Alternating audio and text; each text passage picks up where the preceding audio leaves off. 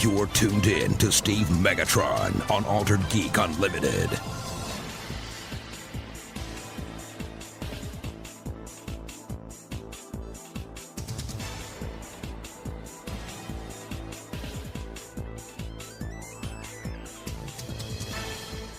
Hello, and welcome to Altered Geek Unlimited.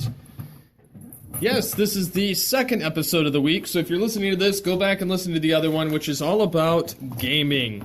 Unfortunately, due to the timing of that episode and certain elements that happened in it, we were unable to fully do what I was expecting. Plus, there's a interview in the segment of this show of the La La Land Lounge.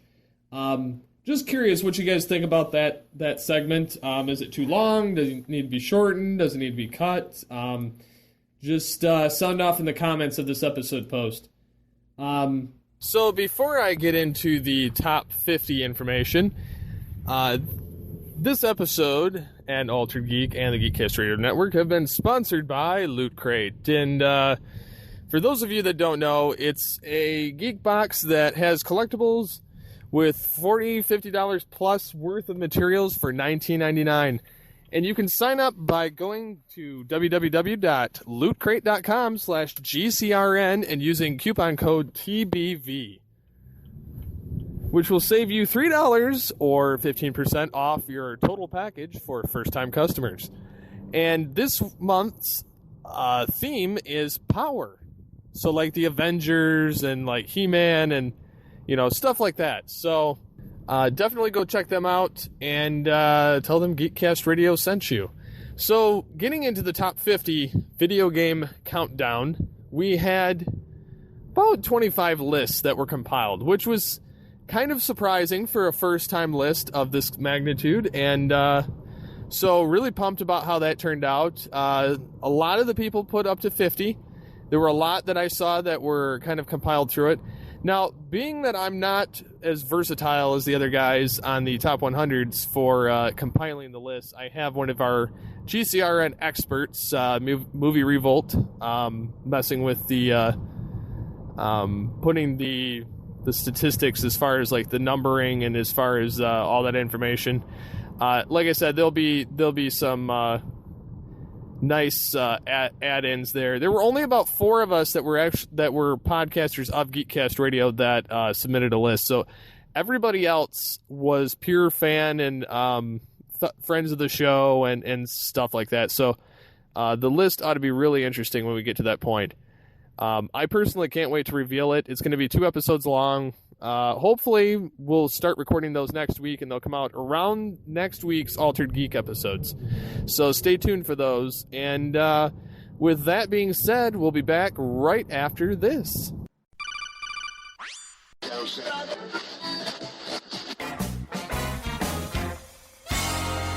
Welcome to the Wicked Radio Network. Want to interact with the show? You can contact us in the following ways. You can call the voicemail line, 502-526-5821. You can email us, feedback@geekcastradio.com. You can visit the episode post on geekcastradio.com or alteredgeek.com. You can get a hold of us on Twitter @AlteredGeek.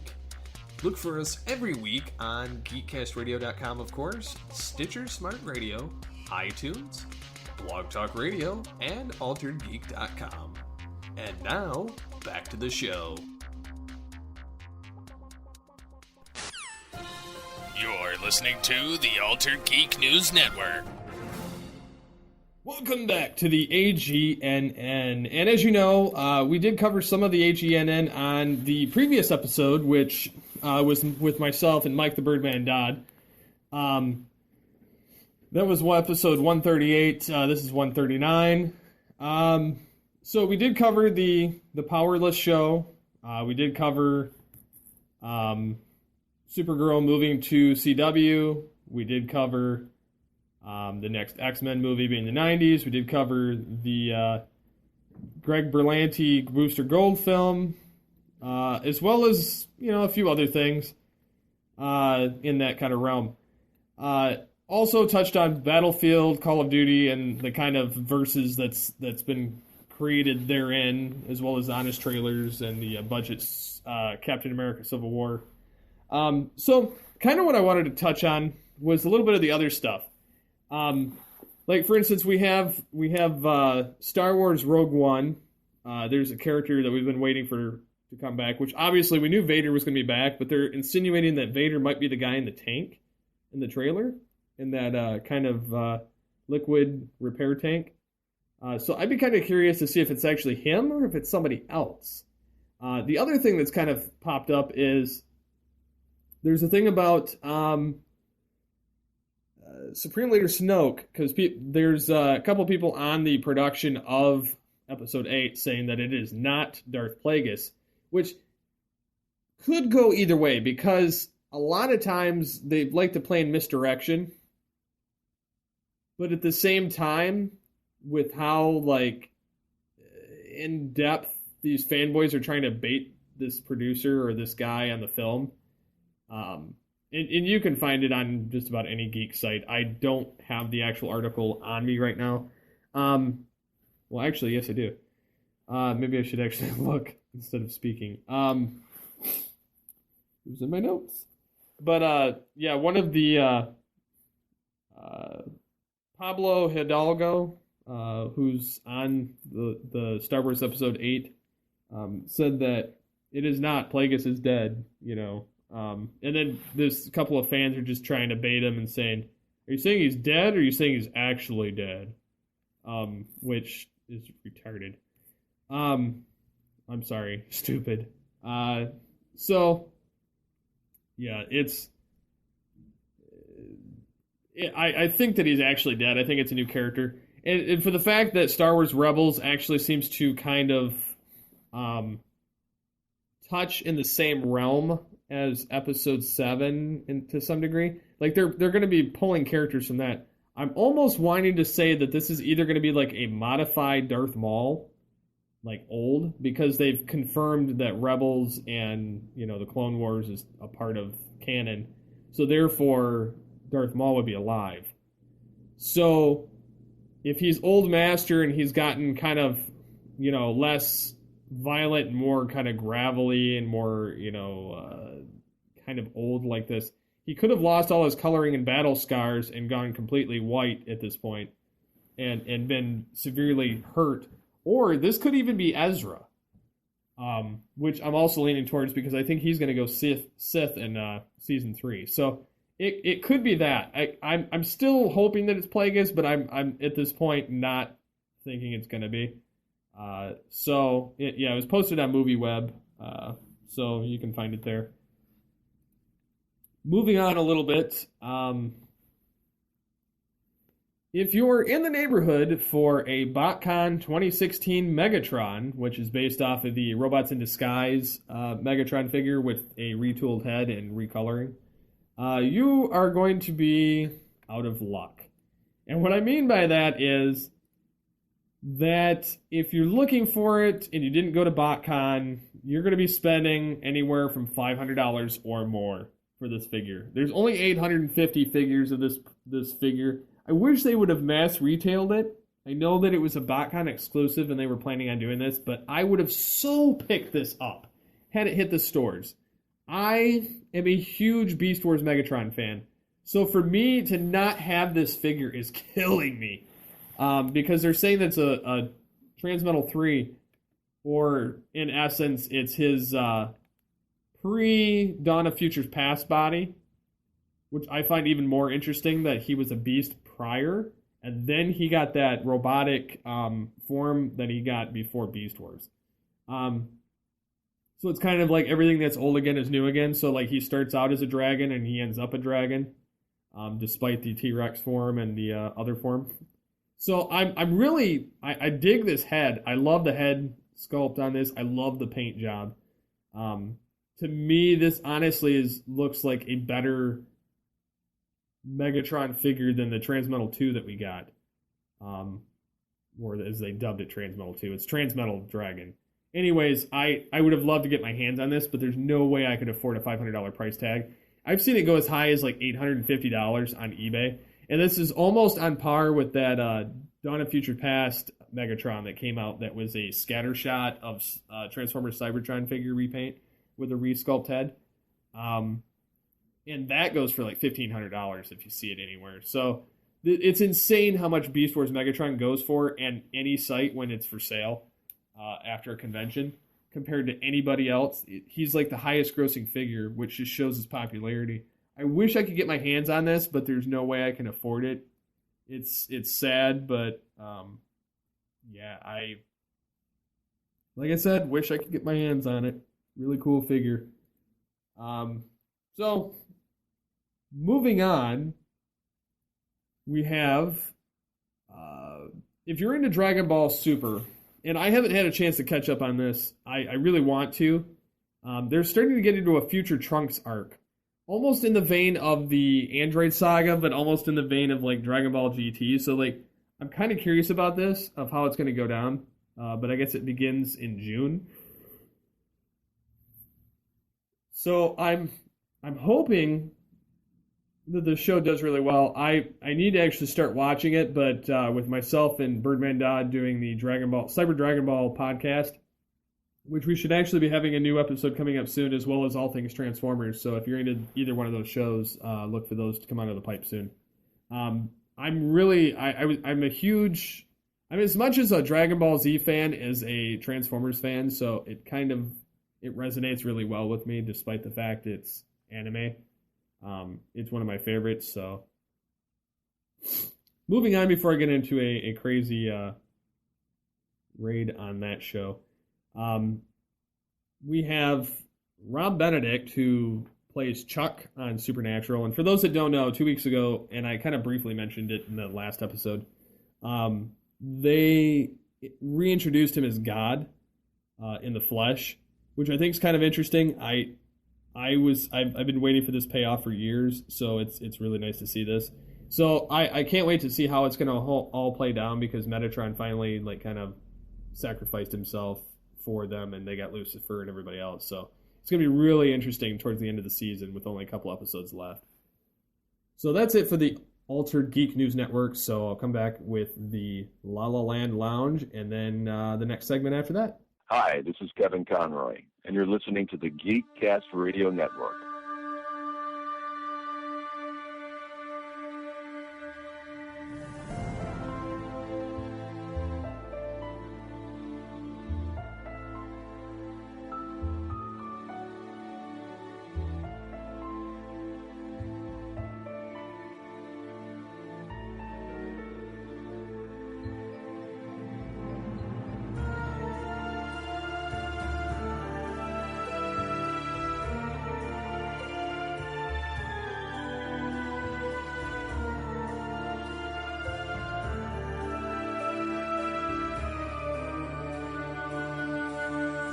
Hello and welcome to the La La Land Lounge here on Altered Geek Unlimited on the Geekcast Radio Network. I am TFG1 Mike, and this is the second La La Land Lounge segment in Altered Geek. Last week I did Green Lantern, the animated series, Volume 1, and Thundercats 2011, because it had been 3 years since I originally wrote those reviews. And I mentioned to you guys that I was originally going to be doing Batman Mystery of the Batwoman last week, since La La Land Records released it about a month ago or so. And we are here now to do that. LaLaLandRecords.com, where soundtracks live. Head on over there, folks. I cannot say enough good things about La La Land Records. They have a ton of stuff.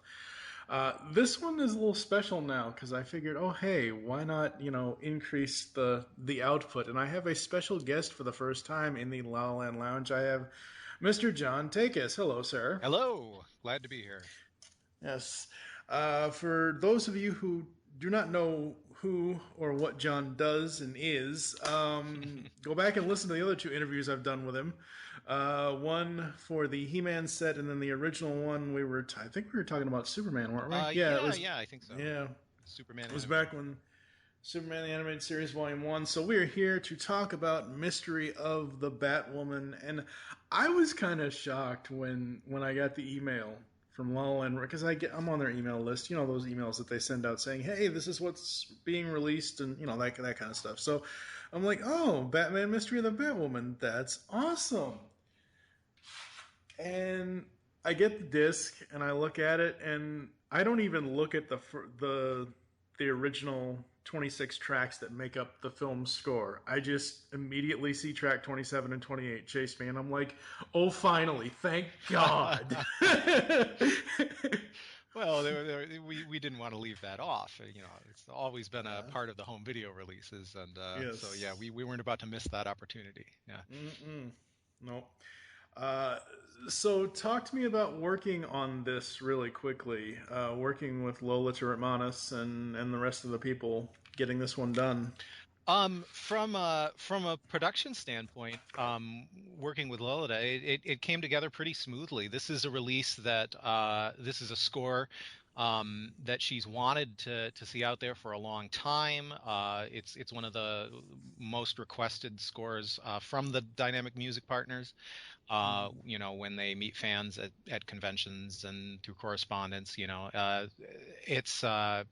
so it's something she's been keen to do for a long time, and we were looking at projects to release last year and things that we were going to put in development, and MV suggested this one, and we jumped on it. She had all of the high res audio ready to go, and so it was just a question of putting together what we felt would be the ideal listening program for fans, and as I say, it all came together very smoothly, and it was a real pleasure to work on. Yep.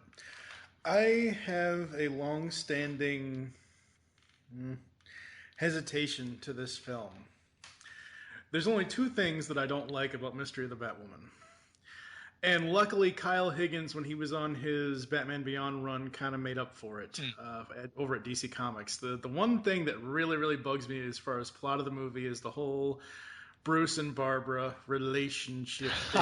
Just no. And if anyone's read the Kyle Higgins Batman Beyond 2.0 or Batman Beyond Universe, whatever you're going to call it, either in single issues or trade, you'll know that I believe it was his third volume, Mark of the Phantasm, that he did, where he actually went back and told the story, basically elaborating on that one scene that's in this movie of and basically creating a relationship for them and the whole fallout between him and Dick Grayson and all that stuff. So that's the one thing that nags at me with this movie. The other thing is the Kathy Kane character, the Batwoman character, the Twala. I'm like, the Twala. I'm like, what is this? Twilight before Twilight? I'm like, what the? That's the only thing. Only two things that bug me. Anticipating, I think the millennial idea of every generation has their own weird catchphrases. I'm not sure I ever actually heard this one in real life, but it might have been. I don't know. This is the only place I've ever heard it. Other than that, I think the movie is very solidly put together. It's an interesting, fun story. I wasn't expecting there to be 3 Batwomen. Oh, okay. So spoiler alert. Because how old now? I mean, 2003, right? I think what's interesting is that it was a fun movie. It was very self-consciously kind of moving, away, kind of bucking the whole grimdark trend. It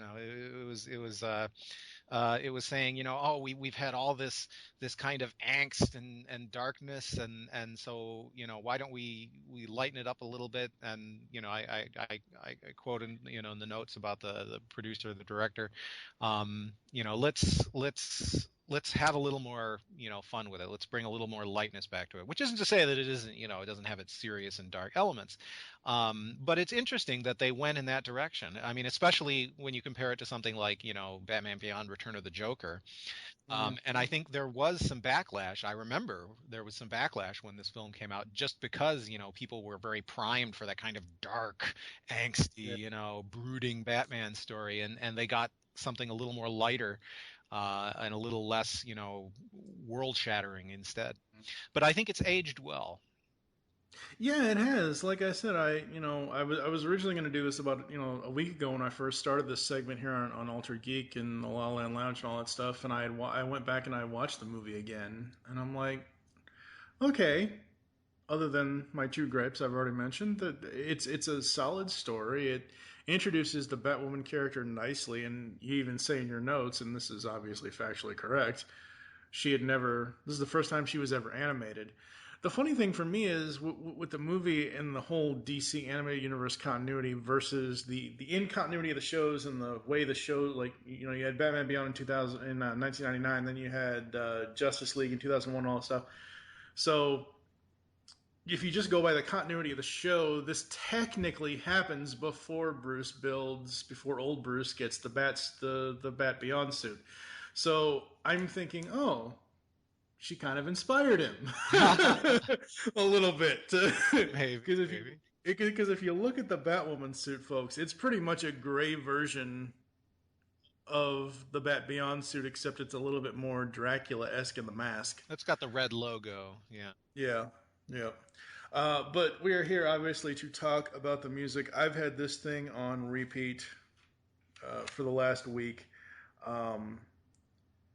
Very sensual soundtrack, because the movie has a lot of sensual points in it. The main title is real. I just love the way that opens. It's nice and soft, and it just kind of brings you into it. And then what I like about Lolita's scoring on this is that she mixes the soft tones in the action scenes very well. Yeah, it's a very nice sound palette that she's working with in this score. Yeah.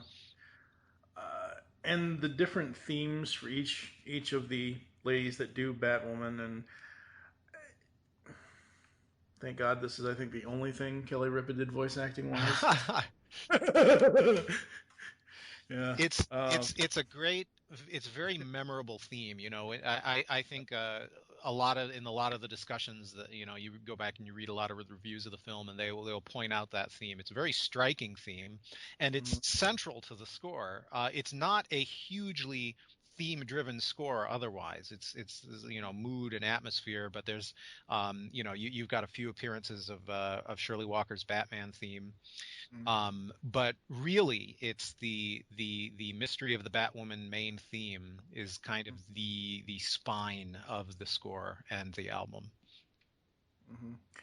Now on here, because you are here and you were the album producer for this is a little bit different of a segment this week, folks, since John is here as a guest. It lists the main title, obviously, as track 1, and then on the bonus tracks it has the main title film version. So yes, what's difference? The difference is the quote of the Shirley Walker animated series theme. Okay. Which is something that I understand they wanted to have on the screen so that the Batman theme would play when the Batman, you know, word Batman appears on the screen. For the album listen, you know, Lolita wanted to present the theme in, you know, kind of its pure form. And she had a version of that. And so we used that to open the album. And then we put the film version at the end just so that the theme kind of bookends the album. Yeah, absolutely. Yeah, but that's the difference. It's only a few seconds difference. Yeah, it's the film version is 2:13, the album version is 2:02. So I don't want to really hit a sore spot here, but doing research for this, I can't believe it's been 10 years since Shirley passed. Can you believe it? Yeah. I was reading your notes, and you know, because in the liner notes, which again, La La Land Records does amazing on their liner notes, folks. They get people like John, people like Jeff Bond to write these amazing. Like, I haven't seen liner notes like this in decades on any of this stuff. It's just so amazing how you guys put that together. But I was reading there, and I'm like, oh wow, I can't believe it's been that long. It's hard to believe. It'll be 10 years this November. November will be the 10th, and yeah, so certainly her presence has, you know, and her birthday was about a month ago, back in April. So yeah, Shirley's always a presence on these releases. You know, we're always, you know, thinking about the ways in which even on a release like this, she did not work on this score. This score was purely Lolita Ritmanis, but she does quote Shirley's theme a few times, and of course, you know, it's all part and parcel of that wonderful Batman animated series legacy. Yeah, and you kind of have to. I mean, it's not just it's not just her quoting Shirley's theme. It's whenever Batman shows up, at least at this point in time of the DC animated universe, it has to be it's his hero theme. It's his Sure, character theme. yeah. You know, it's all part of I that mean, continuity, right? Yeah, I mean, if you look at this score and you watch the movie, look at the differences that Lolita gives each of the Batwomen for their own theme. For when they're out of the costume. When they're out of the costume, they've got kind of different. The most well-rounded is probably the Bruce and Kathy theme, the main love connection there. That's a really lovely theme, and some great woodwind performances by John Joachim. Mm-hmm. Absolutely. I think my favorite, outside of, we'll talk about Chase Me here in a minute, but outside of that, I think my favorite one is probably the main title and the Bat Signal. And it's not just because the Bat Signal has the BTAS theme in it, but just anything to do with Batman's the Batmobile, the Bat Cycle, anything to do with the gadgets. It's like when La La Land released the Danny Elfman scores, the big Danny Elfman box a couple years ago. It's like Batmobile and Batwing themes. I'm like, oh yeah, I'll have those on. I'll put those in my library. I have this whole library list of actual, licensed songs that I listen to. I'm like, I'll throw that in there just to see where and when it's going to pop up. But Mystery of the Batwoman, the score. People, regardless of how you feel about the movie, listen to the music. The music is awesome. It is very, very well done. Go ahead. What were you going to say? Oh, I was just going to say, yeah, I absolutely agree. I think that it may surprise some people because there's a lot of interesting kind of depth and texture that you get on the album that's kind of obscured in the film. I've heard this from many people who've listened to it. They said, oh gosh, I never realized it would be so engaging. It really does have a lot of as I say, depth and good texture. I like the tracks you mentioned. I also really like some of the more romantic material, as I say, where she can kind of spotlight some of those solo woodwinds. I like the big kind of epic confrontation with Bane, that Bane's demise, where it brings the chorus into it, and this is kind of huge music. I mean, it was. It was one of it may be Lolita's first big solo feature project. Certainly it's her first big feature solo score release. Yeah, she really went for it and poured her heart into it, and I think you definitely hear that on the album. Yeah, you do. And watching through, I'll say this all the time in these segments now, folks, because I've been saying it for years. In order for me to accurately, whether I'm writing a review or sitting here talking about it, in order for me to do something with the music, I need to hear it in its context first. So that's one of the reasons why I wanted to go back and watch the movie. And you're right. With the movie, you got the vocals, you got the sound effects, you got all that stuff. And sometimes the music will get lost, which is kind of sad, but it's just it's a fact of the business. Yeah, absolutely. And that's one of the reasons why I love soundtracks so much, is that I can hear that main title. I can hear that, and I can then go and listen to it, and then just take myself through track by track and listen to all of it and remember the scenes of the movie and everything else. Before we get out of here, let's talk about Chase Me. Yes. I love Chase Me. It's great, isn't it? Yeah. For those who don't know, it was the short film that accompanied Mystery of the Batwoman on its video releases, and it's essentially a silent movie. There is no sound effects, no dialogue. It's all music. It's kind of done from kind of Catwoman's perspective, so it's jazzy and playful, and just it's all kinds of fun. Yeah, I think the coolest things that they did with this one is the when it first opens, and you have the the Bat Watch, and I'm like, oh my god, seriously. I remember when I first watched this on the DVD when it got released. I'm like, yeah, I gotta screen cap that and make that a background because the whole image of the Bat Watch, and then the two of them kissing at the end, but the 5 minute and I think is it 5:55. Yeah. Plus credits. Yeah. Well, yeah, plus the end credits. Yeah, but the main track 27, is the whole crux of the feature.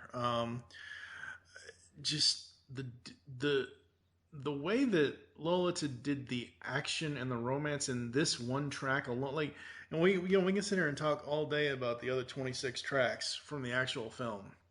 But the way that she intertwined it, and it's basically most of this short is Bruce getting away from all of the women in his life, or all of the women that want to be in his life. I was really hoping Vicky Vale would show up somehow, but she didn't. Well, you don't know. She could have been one of them, right? Yeah, she could have been one of them. She could have been. But yeah, I mean, and this when this came out, I'm like, oh hey, it's almost got him too. Yeah, sure. Right. Because at the end of Almost Got Him, that's what Catwoman says, because everybody's telling the stories of how they almost caught Batman, and I absolutely love Chase Me. I really love this score. Not that I wasn't expecting to not enjoy it, but I wasn't expecting to enjoy it as much as I do. It works extremely well as pure music. I mean,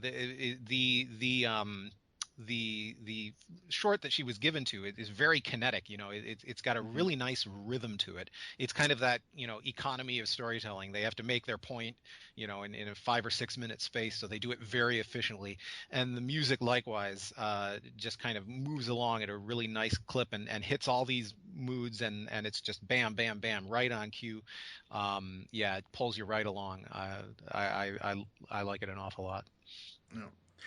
All right, before we send it back to Steve and the rest of AGU's episode this week, what have you got coming up on your plate? Oh, gosh. It would take me another 20 minutes just to tell you about all the cool stuff that's coming. Probably most of it I would be risking some serious bodily harm if I were to spill the beans. But just tell us like the most recent stuff that you can actually talk about. Well, the thing that I can really talk about, because this one has been informally announced, is Batman the Animated Series Volume 4, which is going to be a 2 CD release. It is going to release the remaining, I believe, 9 scores from the original 65-episode first production season of Batman the Animated Series. They went and did 20 more afterwards, but the first production season was 65 episodes. We released most of that material. Now we're releasing the rest of it. It's going to include a section called the Arkham Archives, which is going to have all the little odds and ends and unreleased tracks and source cues and tidbits and some things that people never even knew existed until now. We're working to get that one out this summer, and I couldn't be more excited. That's we've got a lot more great stuff in the works, so definitely stay tuned. Yeah, I'm still waiting for Justice League.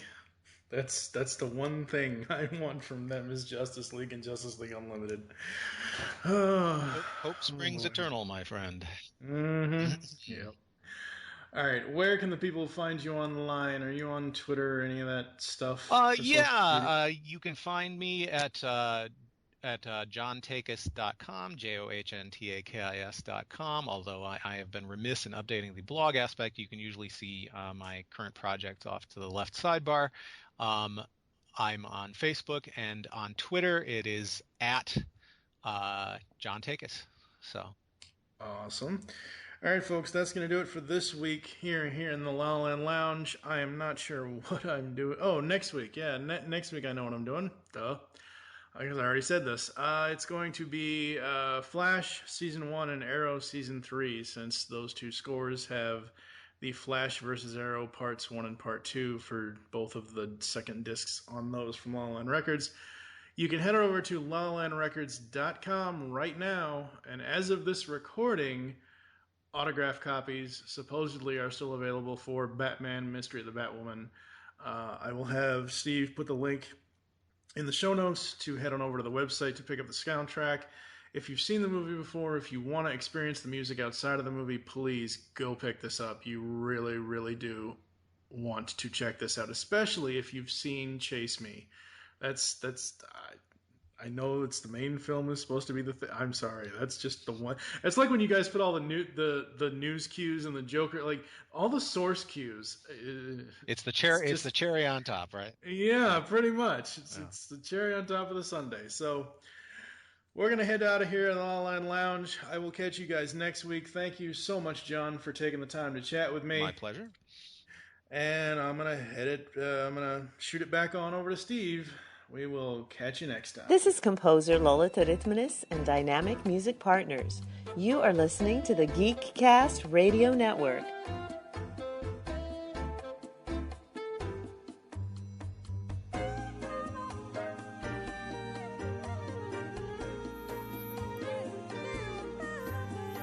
And we're back. So, next up on the Altered Geek show, we have, well, I was going to talk about some other stuff, but I came across some Star Wars articles that, they're about a week old, but they're kind of fun. There's rumored Star Wars Episode VIII titles, and I'll tell which one I'm in favor of after, but the first one is Star Wars Echoes of the Dark Side, kind of a Empire Strikes Back vibe. Another one is kind of bland, but it's Star Wars The Tale of the Jedi Temple. And then the other one is The Order of the Dark Side, which I'm kind of leaning towards Echoes of the Dark Side because it just sounds cooler. I'm kind of hoping that that's the title, but who knows. But they're also rumoring that Luke Skywalker has like new Jedi mind tricks. Basically, that there's one up saying that he might get mad at a situation where Kylo Ren's on the island with him and Rey, and he blows up a hut with his mind, which would be kind of cool. Don't get me wrong, but I don't know how much I believe that. It'd be interesting to see what his powers are now as opposed to then, because we've never seen really a fully fledged Jedi next to like Yoda or Obi-Wan, and being that Luke finding this first temple, he would be much more advanced as far as the light side. So I'd be curious to see what they do with that. But yeah, that's some of the stuff I wanted to talk about this episode. I mostly was doing a second episode because I had to fit the La La Land Lounge, and then I also had a few other things I didn't get to in the main episode.